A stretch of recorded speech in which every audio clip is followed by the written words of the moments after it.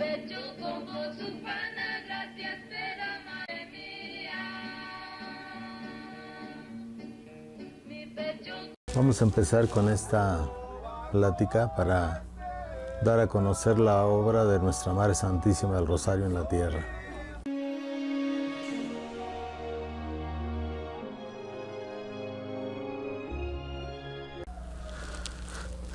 Dios te salve María, llena eres de gracia, el Señor es contigo. Bendita eres entre todas las mujeres y bendito es el fruto de tu vientre, Jesús. Santa María, Madre de Dios y Madre nuestra, ruega por nosotros los pecadores, ahora y en la hora de nuestra muerte. Amén. Gloria al Padre, y al Hijo, y al Espíritu Santo, como era en un principio, sea ahora y siempre, y por los siglos de los siglos. Amén. María, trono de la sabiduría, rogad por nosotros. Pido al Espíritu Santo que me guíe, me inspire para que esta información que se va a dar sirva para todos ustedes. Vamos a dar a conocer la historia de la Santísima Virgen del Rosario, de la Nueva Jerusalén, cómo fueron sus apariciones. Pero antes de empezar con esto, es importante tomar en consideración la historia de la Santísima Virgen María. Vamos a empezar en este día por entender y comprender y recordar que en el Evangelio, al pie de la cruz, Nuestra Madre Santísima estuvo en el último momento de la vida de nuestro Señor Jesucristo. Y en la cruz ella recibió a la humanidad como madre, heredera, abogada y corredentora de toda la humanidad. En aquellas palabras que nuestro Señor Jesucristo le dijo al apóstol San Juan: he ahí a tu madre, y a la Santísima Virgen María, he ahí a tu hijo. En estas palabras, místicamente,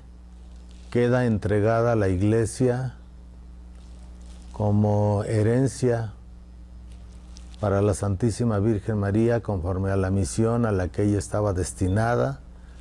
desde la creación del mundo en los designios de la mente de Dios. Así fue como lo entendió la Santísima Virgen María, así fue como lo entendió el evangelista San Juan. A lo largo de la historia, viviendo todavía la Virgen Santísima en la tierra, vamos a encontrar una serie de información que nos habla de la misión que la Santísima Virgen tuvo en esta tierra desde el principio de la Iglesia, después de la ascensión de nuestro Señor Jesucristo. A veces algunos historiadores o investigadores pues son reacios a tomar en cuenta fuentes de información que no necesariamente están en la Sagrada Escritura. Pero sí tenemos que tomar en cuenta la información que se encuentra en la Sagrada Tradición. La Sagrada Tradición es inclusive más fuerte que la misma Sagrada Escritura. Por ejemplo, cómo le hicieron desde Adán hasta Moshe o Moisés, todos aquellos hombres y todas aquellas generaciones de gente que fueron los precursores del pueblo de Israel. Cómo pasaba la enseñanza o las historias sobre la creación del mundo, sobre la presencia de Dios en la tierra, sobre la obra de Dios, solamente por tradiciones orales, pasaba por tradiciones orales, de padres a hijos, de padres a hijos, de los más ancianos a los más jóvenes, y obviamente que con el paso del tiempo la experiencia empezó a darles la tecnología o la metodología para escoger de entre los mismos descendientes a aquellos que fueran más capaces de realmente conservar lo más fiel posible las tradiciones de los antepasados, hasta llegar a Moisés, que fue prácticamente quien escribió, quien codificó toda la historia, todas las tradiciones existentes desde Adán, Javá, hasta Moshe, hasta Moisés. Sabemos que el pueblo de Israel, aparte del Tanaj, o la Biblia, o el Antiguo Testamento, ya ellos no lo reconocen como Antiguo Testamento, para ellos es el Testamento, el pacto con ellos, con el pueblo de Israel, ya que ellos no aceptan el Nuevo Testamento, pero ellos tienen otras fuentes de información. El Midrash, por ejemplo, el Talmud, por ejemplo, y otras fuentes de información, otras fuentes de información de la tradición, que son obviamente tradiciones orales que poco a poco, con el paso del tiempo, en la medida que fue apareciendo con mayor claridad el idioma, fue puesto por escrito. Quizá cuando las generaciones, al irse alejando del ADN original de Adán y Eva,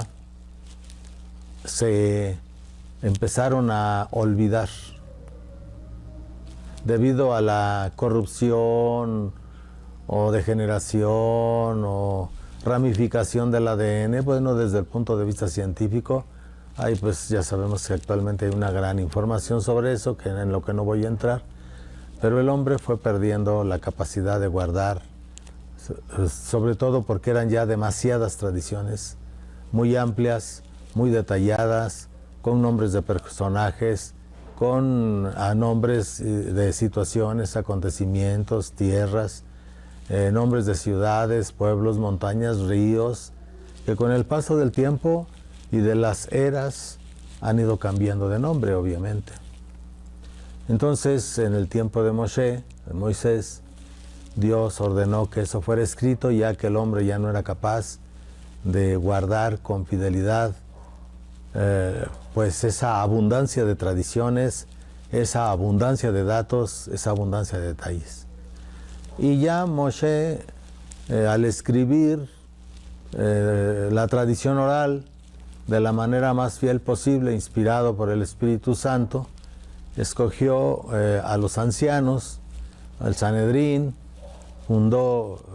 a los ancianos el Sanedrín, y luego se fundaron las escuelas de profetas, donde lo que dejó Moisés escrito se explicaba en base a la tradición oral, que continuó de manera muy,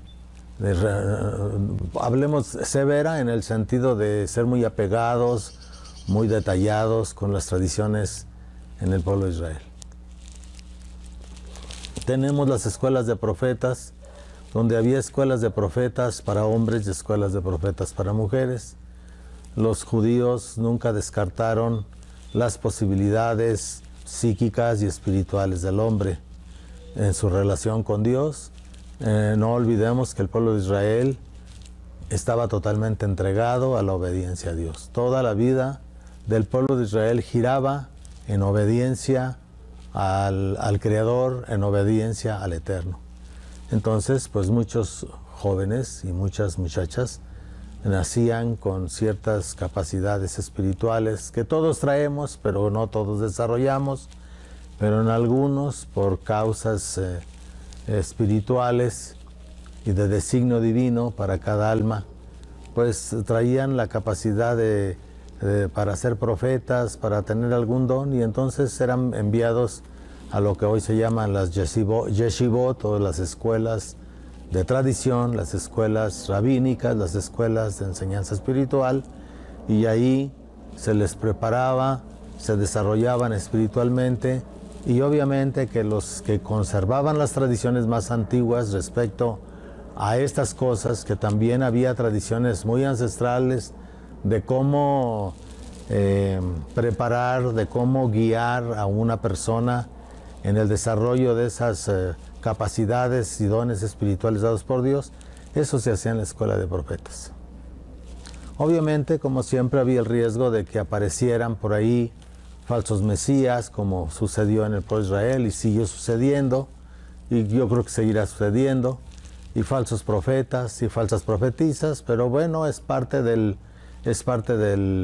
gaje de una vida espiritual, sobre todo en el pueblo de Israel, un pueblo dedicado completamente al servicio de Dios. Dentro de la iglesia, dentro de la tradición cristiana, dentro de la iglesia católica, pues también tenemos fuentes de información. Primero tenemos algunas fuentes de información que son, primero los textos aceptados como canónicos dentro de la iglesia, la Biblia, el Nuevo Testamento, tal y como lo conocemos actualmente. Pero tenemos otras fuentes de información que no necesariamente son tan puras, pero que al escudriñar se pueden encontrar las piedras de oro de la verdadera tradición, los libros apócrifos. La palabra apócrifo ahora se ha interpretado como falso, como mentira, como equivocación, como inventos, como cuentos, como leyendas, pero realmente no. La palabra apócrifo significa secreto. Mucha de la enseñanza oral en relación sobre todo al desarrollo místico, a las experiencias espirituales del alma, están constituidas en los libros apócrifos. Y en los libros apócrifos vienen muchas aparentes leyendas, aparentes relatos sobre la vida del mismo Señor Jesucristo, la Santísima Virgen, sus apóstoles, acontecimientos, hechos que sucedieron durante el proceso de la vida de Cristo, su pasión, su muerte, su resurrección, su ascensión a los cielos y sus manifestaciones posteriores a los apóstoles y a la Santísima Virgen María. Los historiadores y los arqueólogos literarios no siempre toman en serio todo lo que está escrito ahí, pero pues ahí yo me podría referir a una enseñanza que dicen los judíos. Los judíos dicen, aunque no todo lo que está en el Tanaj, aunque no todos los personajes del Tanaj hubieran existido, y aunque no todos los acontecimientos del Tanaj o la Biblia hubieran sucedido, todo lo que está escrito ahí es verdad. Los judíos siempre han enseñado que es un gran error, es una gran tontería, interpretar las Sagradas Escrituras de manera literal. Sí, ciertamente tienen cosas profundamente históricas, muy históricas, pero hay que analizarlos desde otros puntos de vista porque tiene codificada sobre todo el Tanaj hebreo, que el idioma hebreo es un sistema de computación tan avanzado que ni siquiera las computadoras más avanzadas actualmente, ni los métodos de programación o de codificación de energía o de información en las computadoras es tan acertado, tan preciso como el hebreo, como el arameo. Entonces, al leer los textos en hebreo, hay mucho que sacar, hay mucho que interpretar, hay muchos niveles de interpretación.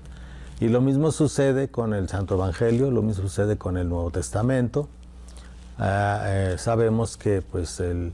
Nuevo Testamento se perdieron los primeros escritos originales en hebreo. Algunos ahora han tratado de regresar del griego al hebreo los textos de los evangelios, inclusive las cartas de San Pablo, el Apocalipsis, y han descubierto que al reintegrarse nuevamente al hebreo se vuelve a encontrar dentro del Nuevo Testamento la misma riqueza de interpretación sagrada, mística, espiritual, profunda, trascendental que hay en los textos del Tanaj hebreo, de la Biblia hebrea, el Antiguo Testamento para nosotros los católicos. Y dentro de eso, a nivel histórico, también encontramos una serie de obras realizadas por gentes contemporáneas o de los primeros padres, donde nos hablan de todas estas historias. Y aquí yo lo voy a aplicar en estos videos en relación a la Santísima Virgen María y su obra como madre, heredera, abogada y corredentora. Ella a lo largo de la historia de la Iglesia Católica vamos a encontrar una serie de manifestaciones de la Virgen María, aún viviendo ella en vida, donde se ve cómo ella, haciéndose responsable y consciente de la misión entregada por nuestro Señor Jesucristo al pie de la cruz, va a ir desarrollando, va a estar interviniendo como la discípula más fiel de Jesús, como la discípula más fiel de la palabra de Dios, como la esclava y sierva del Padre, la madre amorosa del Hijo, la esposa purísima del Espíritu Santo. Va a empezar a intervenir dentro del proceso del desarrollo de la Iglesia a lo largo de la historia para, de alguna manera, cumplir su misión de madre, heredera, abogada y corredentora. Casi siempre en las manifestaciones aparecerá como consejera, como madre, como maestra entre comillas, ya que sabemos que el único maestro es Jesús, y una de las características de sus palabras es que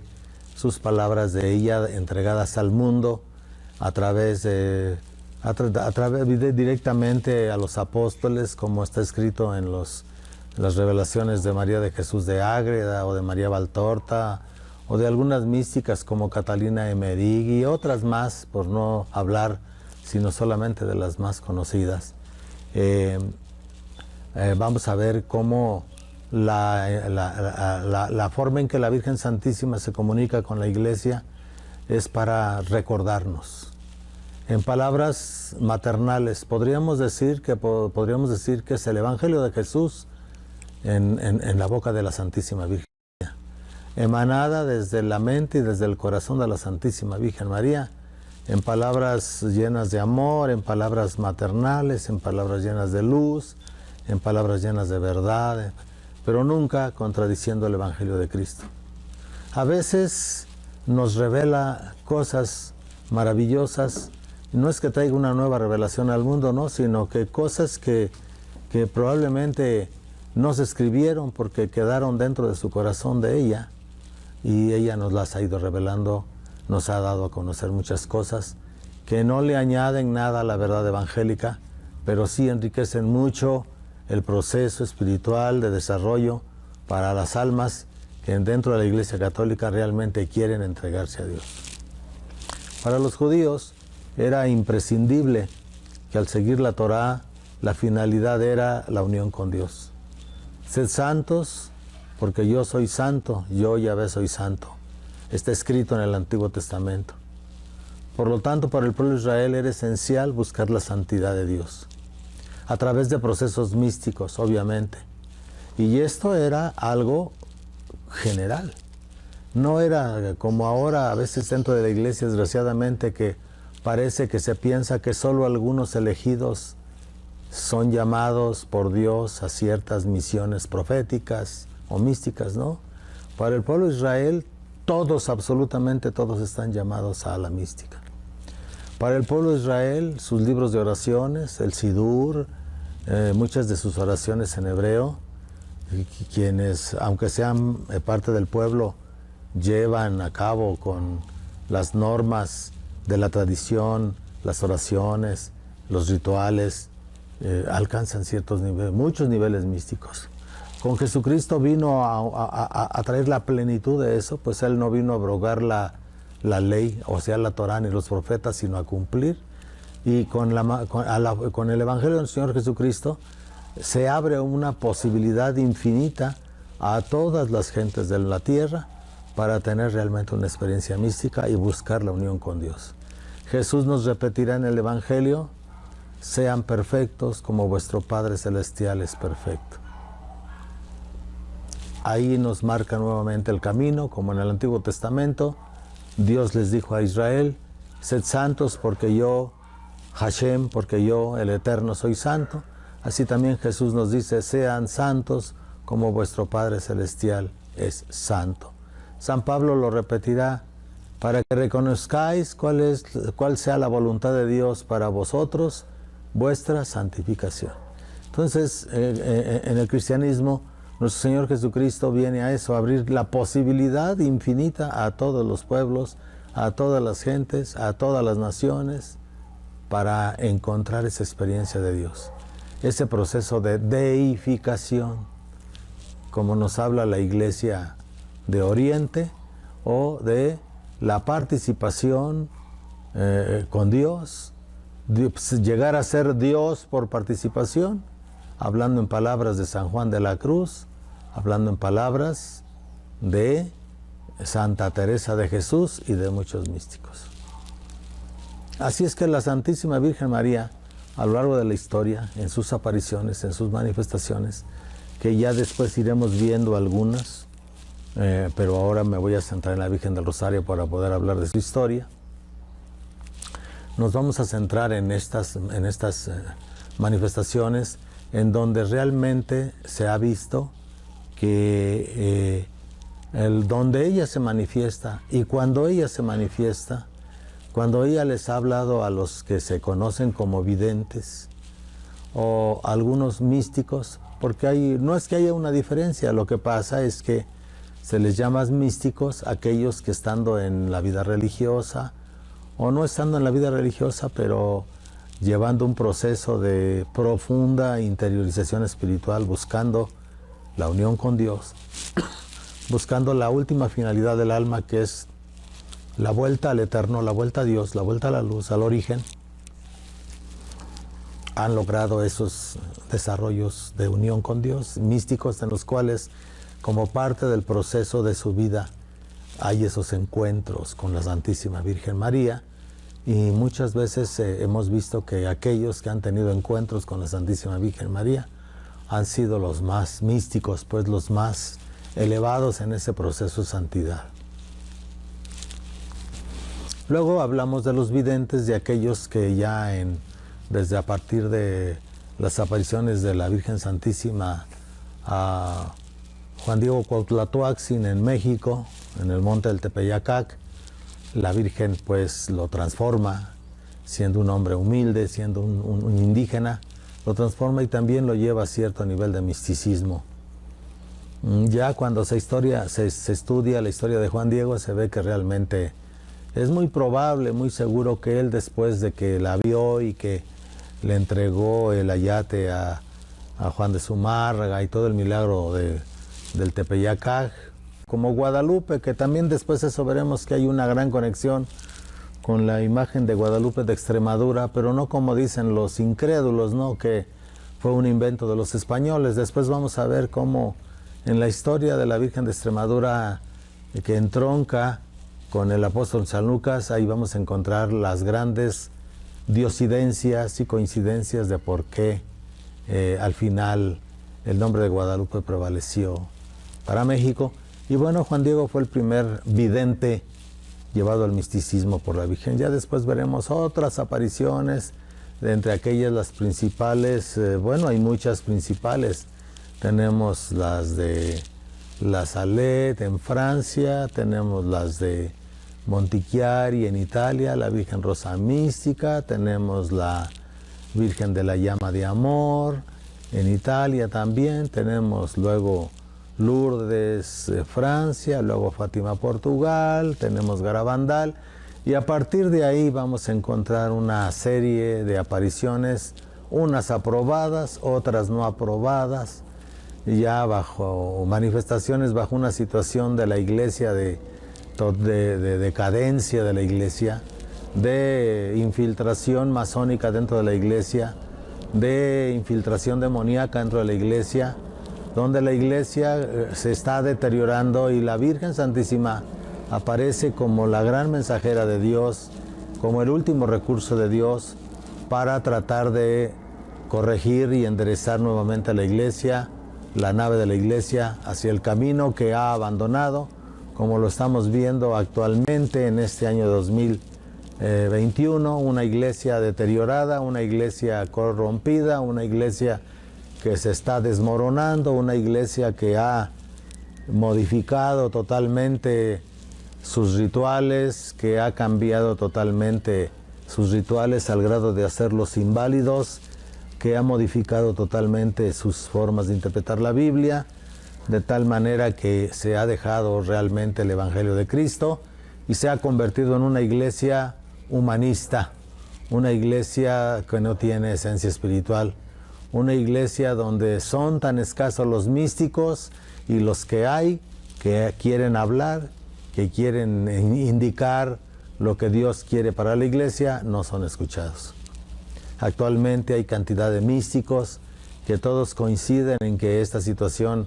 mundial es obra del maligno, que estamos en una situación peligrosísima, gravísima, y sin embargo los que están en los grandes lugares de la iglesia no quieren escuchar. El mensaje de la Virgen Santísima está siendo silenciado en todas partes, como ha sido silenciado siempre, desde la Salet, donde la Virgen quiso formar un pueblo. En la Salet quiso formar un pueblo piloto, un pueblo modelo, basado en una espiritualidad del Evangelio, como la Virgen Santísima lo conoció directamente de su Hijo, y sin embargo fue olvidado, fue dejado de lado, si no negado, porque las apariciones de la SAT sí fueron aprobadas, pero totalmente dejada de lado, ¿no? Y vamos a encontrar una característica en muchos de los lugares de apariciones, si no en todos, es que la Virgen quiere formar en los lugares donde se manifiesta pueblos pilotos.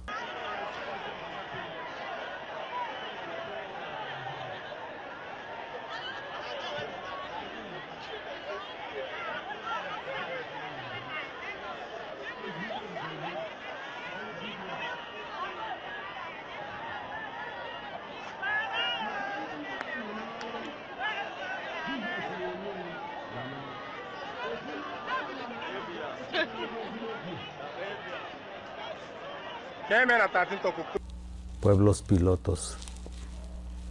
Esto lo logró la Virgen por primera vez en la Nueva Jerusalén. En la Nueva Jerusalén la Virgen logró formar un pueblo piloto. Un pueblo piloto. Hablaremos después de muchas cosas de la Nueva Jerusalén, como aunque la Nueva Jerusalén no ha sido aceptada por la Iglesia, realmente sí tuvo aprobación de la Iglesia. No tuvo una aprobación pública, pero tuvo una aprobación privada. Esta aprobación privada, hecha por el obispo Abraham, de los hechos de Nueva Jerusalén, de las manifestaciones de Nueva Jerusalén, nos hablan de cómo se encontraba ya en 1973, después del concilio, la Iglesia con una gran infiltración de nuevas doctrinas, de nuevas filosofías y de elementos dentro del clero infiltrados ya de parte de tanto de la masonería como del comunismo ateo, de la apostasía, y que llevaron a este gran desconocimiento de la Nueva Jerusalén, que no se le puso la atención debida, siendo un lugar verdaderamente cierto, no se le puso la atención debida, porque el obispo Balbuena, que era el obispo auxiliar de Tacámbaro, se opuso totalmente a las manifestaciones de la Virgen del Rosario de Purbarán, pero el obispo titular de Tacámbaro, Michoacán, el obispo Abraham Martínez Betancourt, de manera privada, aprobó las apariciones y él dijo que se continuara adelante. Él personalmente dijo que se continuara adelante con eso. Eso ya después lo hablaremos dentro de los procesos históricos de la Nueva Jerusalén.